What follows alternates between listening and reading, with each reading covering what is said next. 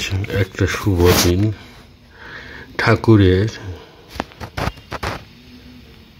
পার্শ্বদের মধ্যে অন্যতম স্বামী রামকৃষ্ণানন্দ মহারাজ, আজ তার শুভ জন্মতিথি। হুগলি জেলায় ময়াল ইচ্ছাপুর গ্রামবাসী বাপলি উপাধিধারী শ্রীযুক্ত কালীপ্রসাদ চক্রবর্তীর 3 পুত্র ছিল, রামানন্দ, রাজচন্দ্র ও ঠাকুরদাস। রামানন্দের পুত্র গিরিশচন্দ্র ছিলেন শরৎচন্দ্র বা স্বামী শারদানন্দের পিতা, এবং রাজচন্দ্রের পুত্র ঈশ্বরচন্দ্র ছিলেন শশীভূষণ বা স্বামী রামকৃষ্ণানন্দের পিতা। শ্রীযুত গিরিশচন্দ্র কলকাতার বাটি নির্মাণ করিয়াই সেখানেই বাস করিতে থাকেন, কিন্তু শ্রীযুত ঈশ্বরচন্দ্র স্বগ্রামে থাকিয়া যান। ঈশ্বরচন্দ্র ছিলেন অতি উন্নত তান্ত্রিক সাধক এবং কৌল সমাজে তন্ত্রবিদ্যার জন্য তাহার যথেষ্ট খ্যাতি ছিল। ঈশ্বরচন্দ্র স্বগ্রামের অনেক দূরে ঘণ্টেশ্বরের মহাশ্মশানে, কলকাতার কেওড়াতলা শ্মশান অথবা রাজপ্রাসাদের পশ্চাতে পঞ্চমন্দির আসনে সাধনায় রত থাকতেন। কালীঘাটে এক গভীর রাত্রে কালিকা দেবী তাহাকে বালিকা বেশে দর্শন দিয়া কৃতার্থ করেছিলেন।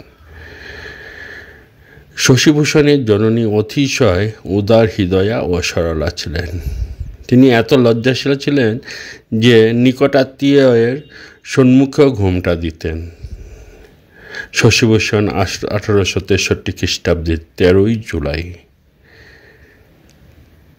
1270 বঙ্গাব্দের 29 আষাঢ়, চান্দ্র আষাঢ়, কৃষ্ণা ত্রয়োদশী রবিবার শেষ রাত্রে 4:56 স্বগ্রাম ইছাপুরে জন্মগ্রহণ করেন।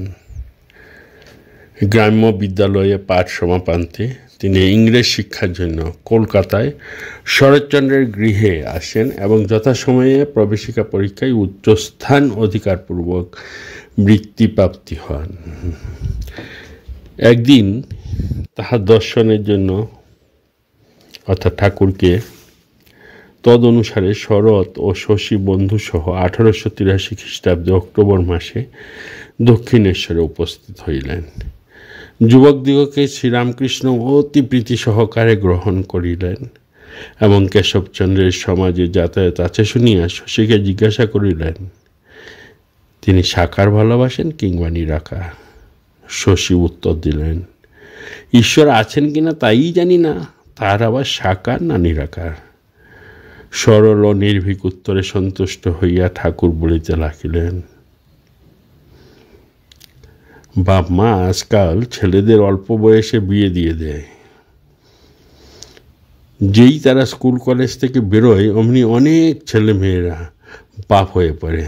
তখন পরিবারের ভরণ পোষণের জন্য চাকরির সন্ধানে ছোটাছুটি করে বেড়ায়। অমনি উপস্থিত শ্রোতাদের মধ্যে হইতে একজন বলিয়া উঠিলেন, তাহলে কি মশাই, বিয়ে করা অন্যায়? এটা কি ঈশ্বরের ইচ্ছা বিরুদ্ধ কাজ? গৃহে একখানি বাইবেল সংরক্ষিত ছিল এবং উহার এক অংশে চিহ্ন দেওয়া ছিল। পরমহংসদেব ওই প্রশ্নের উত্তরে পুস্তকখানি খুলিয়া চিহ্নিত অংশটি পাঠ করতে বললেন।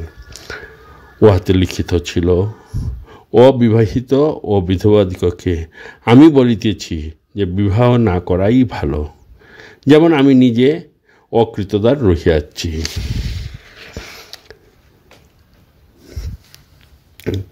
প্রথম দিনেই ঠাকুর শশীর মন জয় করিয়া লইলেন। এই আকর্ষণের ফলে তিনি কলেজের ছুটির দিনে দক্ষিণেশ্বরে যাইয়া ঠাকুরের কথামৃত পান করিতে লাগিলেন। প্রথমত তিনি অনেক কথা বলিতেন, কিন্তু অতঃপর যুবক মনে বহু সন্দেহ উঠলেও সন্দেহ নিরসনের জন্য দক্ষিণেশ্বরে গেলেও ঠাকুরকে ভগবত প্রসঙ্গে নিমগ্ন ও ভক্ত পরিবেষ্টিত দেখিয়া আর বিশেষ বাক্যভূতি হইত না। তাহাকে দেখিলেই ঠাকুর বলিতেন, বসো বসো, তিনিও বসিতেন। কিন্তু আশ্চর্যের বিষয় এই যে ওইভাবে বসিয়া থাকিতে থাকিতে মনের সংশয় বিদরিত হইয়া তস্থলে অপূর্ব শান্তি বিরাজ করিত।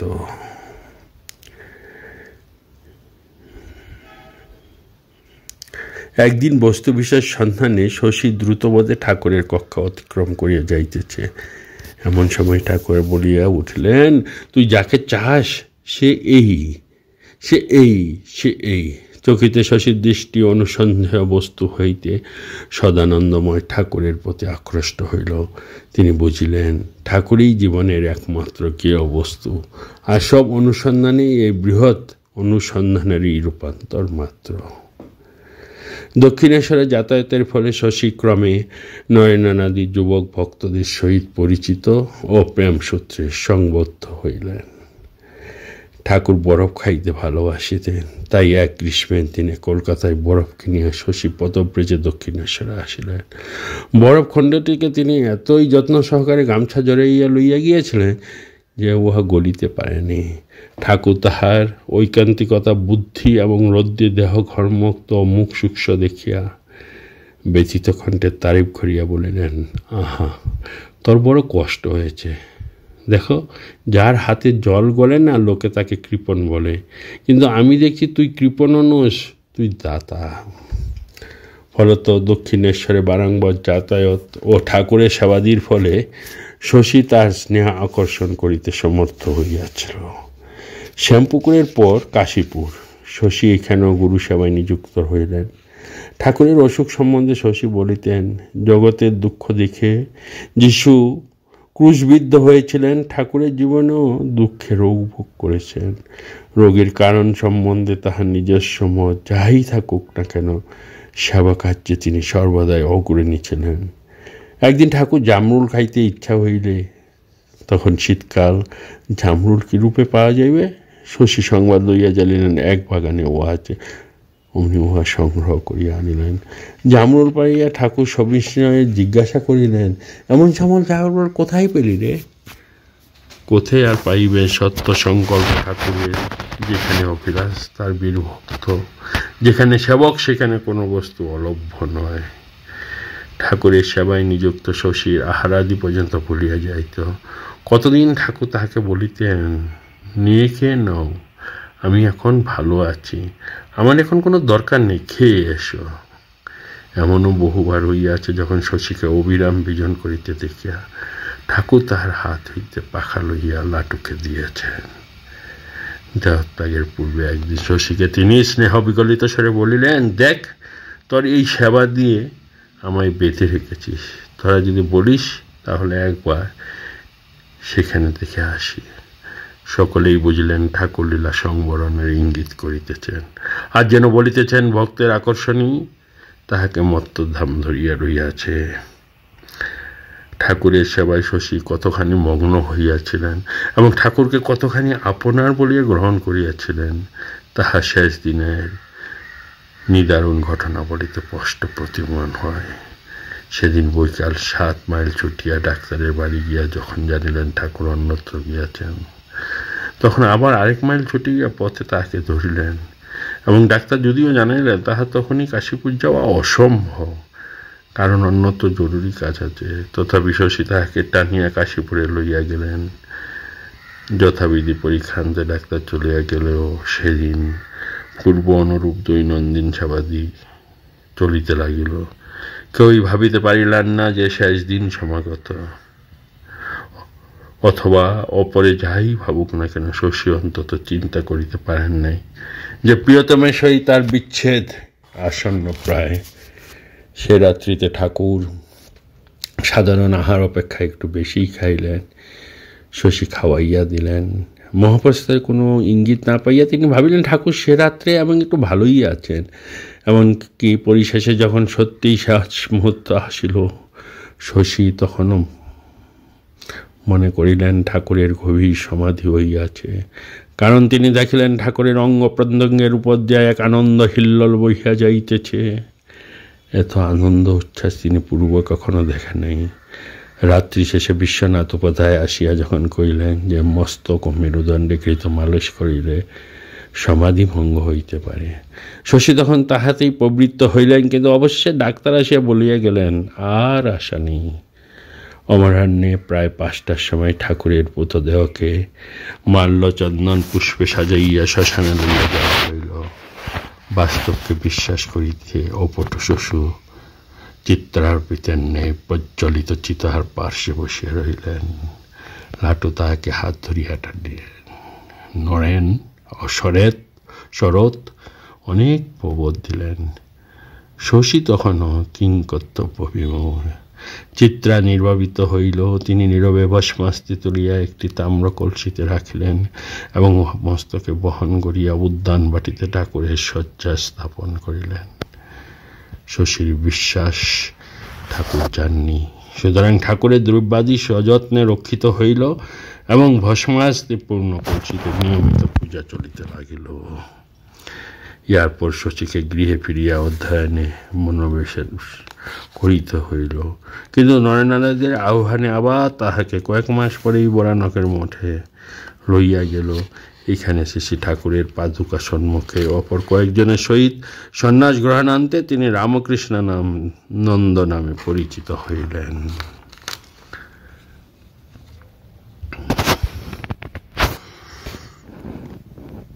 তখন অভাবের দিন। এক দ্বীপ্রহরে 4 জন সন্ন্যাসী রিক্ত হস্তে ভিক্ষা হইতে ফিরিলেন। মঠের ভাণ্ডারও সেদিন শূন্য। অতএব আহারের আশা ত্যাগ করিয়া সকলে দানাদারে ঘরে কীর্তনে মাতিলেন। এদিকে শশী মহারাজের ভাবনা হইল, ঠাকুরকে কিছু না দিলে তো চলে না। তিনি অপারের অজ্ঞাতস্বরে পরিচিত এক প্রতিবেশীর নিকটে গেলেন। ওই বাড়ির অন্যান্য সকলেই মঠের বিরোধী, কাজী প্রতিবেশী জানলা গলাইয়া পোয়াটা চাল, কয়েকটি আলু, একটু ঘৃত দিলেন। শশী মহারাজ রন্ধনপূর্বক ঠাকুরকে ভোগ দিলেন এবং পরে ওই প্রসাদের দ্বারা গোল গোল পিণ্ড পাকাইয়া নানাদারের ঘরে কীর্তনমগ্ন অভুক্ত গুরুব্রতদের মুখে এক একটি পিণ্ড গুজিয়া দিলেন। এই অপূর্ব প্রসাদের আস্বাদে পরম পরিতৃপ্ত হইয়া তাহারা সময় জিজ্ঞাসা করলেন, ভাই শশী, ওই অমৃত কোথায় পেলে ভাই? স্বামী বিবেকানন্দ সত্যিই বলিয়াছিলেন, শশী ছিল মঠের প্রধান খুঁটি। সে না থাকলে আমাদের মঠ হওয়া অসম্ভব হইত। সন্ন্যাসীরা ধ্যান ভজনে প্রায়ই ডুবে থাকত এবং শশী তাদের আহার প্রস্তুত করে অপেক্ষা করত। এমনকি মাঝে মাঝে তাদের ধ্যান থেকে টেনে এনে খাওয়াতো। বিশেষ কারণ না ঘটলে শশী মহারাজ মঠ ছাড়িয়া কোথাও যাইতেন না। একবার ঠাকুরের ভক্ত সুরেন্দ্রনাথ মৃত্যু শয্যা হইতে তাকে স্মরণ করিলে তিনি তাহার গৃহে যাইয়া প্রায় 1 ঘণ্টা ঠাকুরের কথা কাটাইয়াছিলেন। এই নিষ্ঠা লক্ষ্য করিয়া আচার্য বিবেকানন্দ একসময় লিখিয়াছিলেন, শশী কেমন স্থানে জাগিয়া বসে থাকে, তাহার দৃঢ়নিষ্ঠা একটা মহাবৃত্তি স্বরূপ। স্বামী রামকৃষ্ণানন্দ প্রভৃতিতে যীশুখ্রিস্টের প্রতি ভক্তিপরায়ণ জানিয়া ধর্মান্তরিত করার লাস্যায় মুক্তি ফৌজের 2-1 জন বাঙালি প্রচারক একসময় মঠে যাতায়াত আরম্ভ করেন, কিন্তু অবশেষে বাইবেলে রামকৃষ্ণানন্দের বুৎপত্তি দর্শন যুক্তির পথে কার্য উদ্ধারের সম্ভাবনা নাই বুঝিয়া তাহাকে বিবিধ প্রলোভন দেখান। ইহাতে তাহার ধৈর্যের সীমা উল্লঙ্ঘিত হওয়ায় তিনি চিরতরে তাহাদিগকে তাড়াইয়া দেন। অবসর বিনোদনের জন্য শশী মহারাজ এক অদ্ভুত উপায় অবলম্বন করিতেন। তিনি সময় পাইলেই অঙ্ক কষিতেন এবং সংস্কৃত পড়িতেন। মঠে সমাগত যুবকগণ তাহার নিকট অধ্যয়ন বিষয়ে প্রচুর উৎসাহ পাইত। মঠে ঠাকুর পূজাদি চালাইয়া যাওয়ার প্রায় সমস্ত দায়িত্ব স্বামী রামকৃষ্ণানন্দ লইয়াছিলেন। স্বামী রামকৃষ্ণানন্দের ঠাকুর পূজা একটা দেখবার জিনিস ছিল। স্বামী রামকৃষ্ণানন্দের ঠাকুর পূজা একটা দেখবার জিনিস ছিল। ঠাকুরকে তিনি শুধু বিধি অনুযায়ী পূজা করিয়াই তৃপ্ত হইতেন না, তাহাকে জীবন্ত জানিয়া তদনুরূপ সেবা করিতেন। মঠ জীবনে দুঃখ কষ্টের মধ্যেও যুবক সন্ন্যাসীদের আনন্দের অভাব ছিল না। পুজোয় প্রীতি থাকলেও জ্ঞান অর্জনের প্রতি স্বামী রামকৃষ্ণানন্দের একটা স্বাভাবিক প্রবণতা ছিল, ইহা পূর্বেই উল্লেখিত হইয়াছে। তাহার গুণে মুগ্ধ স্বামীকে 1895 খ্রিস্টাব্দে তাহাকে আমেরিকার কাজের জন্য আহ্বান করেন, কিন্তু তখন তাহার গায়ে চর্মরোগ, চুলকাইলে মাছের আশির মতো বাহির হইত এবং শীতকালে উহা বাড়িত। অতএব তাহা যাওয়া উচিত কিনা এই বিষয়ে আলমবাজার মঠে দ্বিধা উপস্থিত হইয়াছে জানিয়া স্বামীজি এক পত্রে লিখিলেন, শশী সর্বাপেক্ষা উপযুক্ত বটে, তোমরা খালি শশীর আসা সম্ভব কিনা তাহাই বিচার করছ। তিনি কিরূপ প্রতিকূল অবস্থায় তখন কার্য পরিচালনা করিতেন তাহা অনুধাবন না করিলে তাহার এই কালের চরিত্রের দৃঢ়তা সহজে উপলব্ধি হইবে না।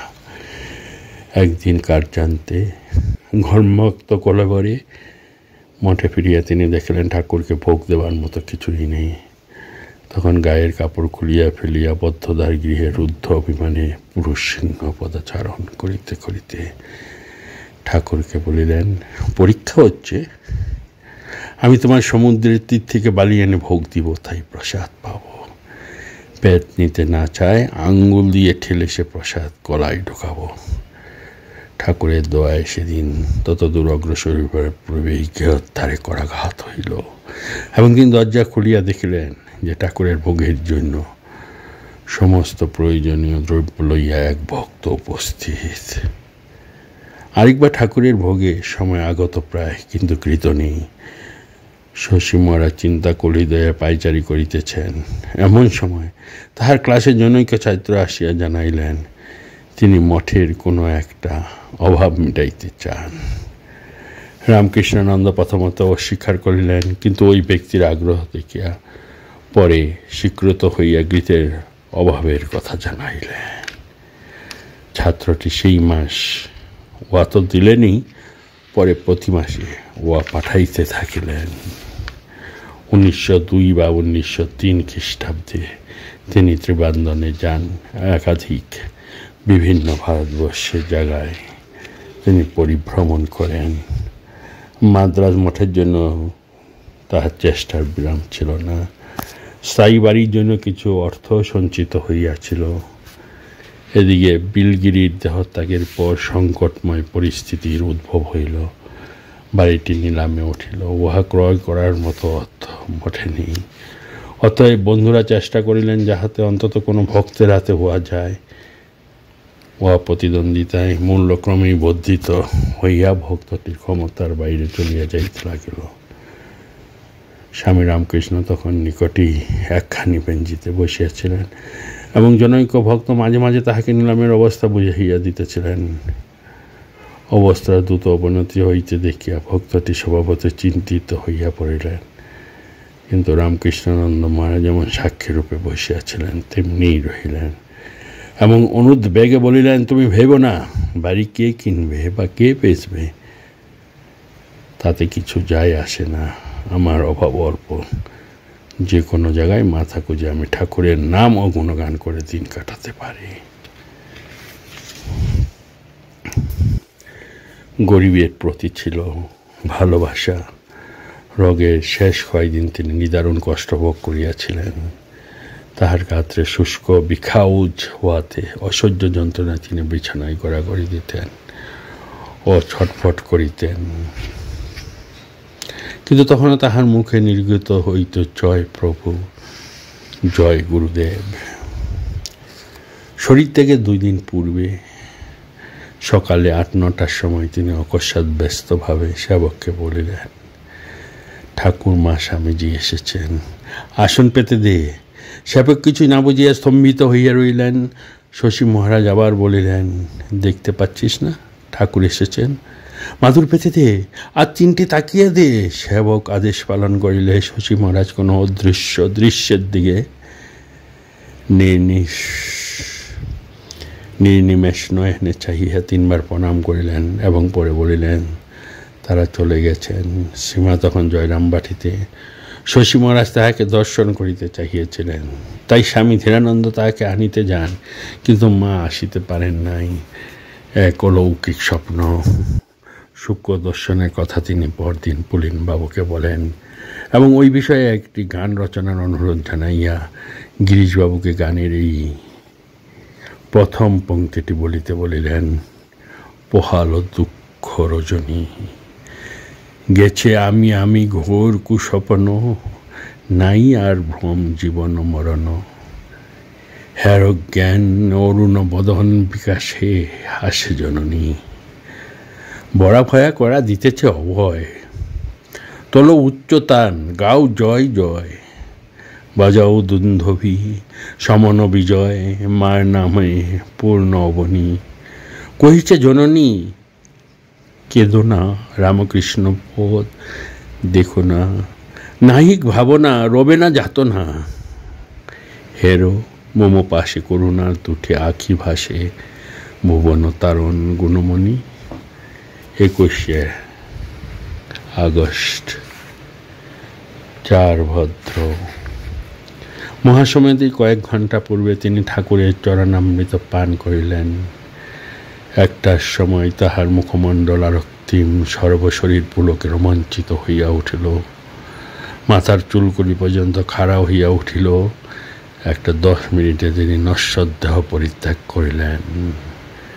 স্বামী ব্রহ্মানন্দ তাহার মহাসমাধি সংবাদ পাইয়া বিষাদ গম্ভীর স্বরে বলিলেন, একটা দিকপাত চলে গেল, দক্ষিণ দিকটা যেন অন্ধকার হয়ে গেল।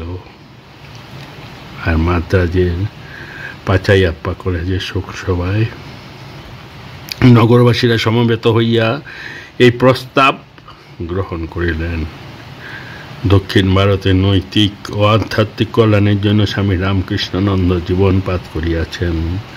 মাদ্রাজের হিন্দু সমাজ শোকসন্তপ্ত হৃদয়ে স্বীকার করিতেছে যে তাহার মহাপ্রায়ণে সমূহ ক্ষতি হইয়াছে। রামকৃষ্ণ গতপ্রাণা শ্রী রামকৃষ্ণানন্দ দাস্যভক্তির এক অপূর্ব উত্তোজ্জ্বল আদর্শ এই যুগের জন্য রাখিয়া গিয়েছেন। তাই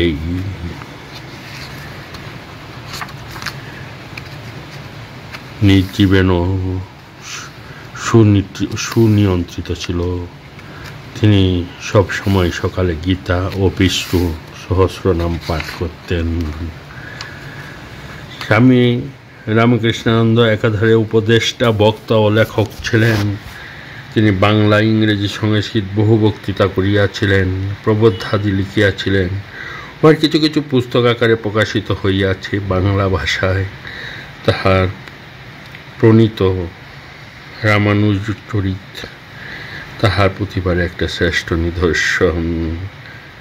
স্বামী রামকৃষ্ণানন্দ দীর্ঘজীবী ছিলেন না। 49 বর্ষ পূর্ণ হইবার পূর্বেই তিনি ইহধাম ত্যাগ করিয়া গিয়াছেন। কিন্তু প্রতিভাবান ব্যক্তির জীবনের মূল্য শুধু দীর্ঘতার পরিমাপে স্থিরীকৃত হয় না। বিশেষত অধ্যাত্ম জগতে সময় অপেক্ষা ভগবত অনুরক্তির গভীরতাই অধিক আদরণীয়। শশী মহারাজের জীবনে প্রতিভা ও অনুভূতি একত্রে মিশ্রিত হইয়া এক অপূর্ব আদর্শের সৃষ্টি করিয়াছিল রামকৃষ্ণ সঙ্গে। তাই এই অমর জীবন চিরপ্রেরণা প্রদান করিবেন। ঠাকুরের এই ভাবী শিষ্য আমাদের পুণ্য দিনে তিনি ঠাকুর, মা, স্বামীজি এবং সকলকে আমরা যাতে তার কথা স্মরণ রাখতে পারি।